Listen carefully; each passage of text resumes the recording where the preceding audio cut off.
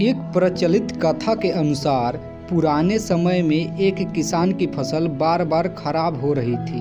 कभी तेज बारिश की वजह से, कभी तेज धूप की वजह से, कभी ठंड की वजह से उसकी फसल पनप नहीं पा रही थी। एक दिन इससे दुखी होकर किसान भगवान पर नाराज हो गया। वह भगवान को लगातार कोस रहा था। तभी वहां भगवान प्रकट हुए।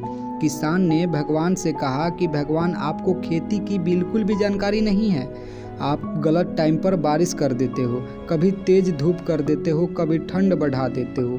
इससे हर बार मेरी फसल खराब हो जाती है। अब आप मेरी अगली फसल तक मेरे अनुसार मौसम कर दीजिए। जैसा मैं चाहूँ वैसा ही मौसम रहे। ये बातें सुनकर भगवान ने कहा, ठीक है, अब ऐसा ही होगा। ये बोलकर भगवान अंतर्ध्यान हो गए।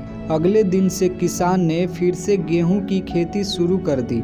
अब वह जब बारिश चाहता तब बारिश होती, फसल के लिए उसे धूप की ज़रूरत होती तब धूप निकलती। इस तरह उसकी इच्छा के अनुसार मौसम चलता रहा। धीरे धीरे उसकी फसल तैयार हो गई। हरे भरे खेत को देखकर किसान बहुत खुश था। जब फसल कटाई का समय आया तो उसने देखा कि फसल की बालियों में गेहूं थे ही नहीं, सब की सब खोखली बालियां थी। ये देखकर उसने फिर से भगवान को याद किया। भगवान प्रकट हुए तो उसकी वजह पूछी। भगवान ने कहा कि तुम्हारी फसलें बिल्कुल भी संघर्ष नहीं किया है, इसी वजह से ये खोखली हो गई है।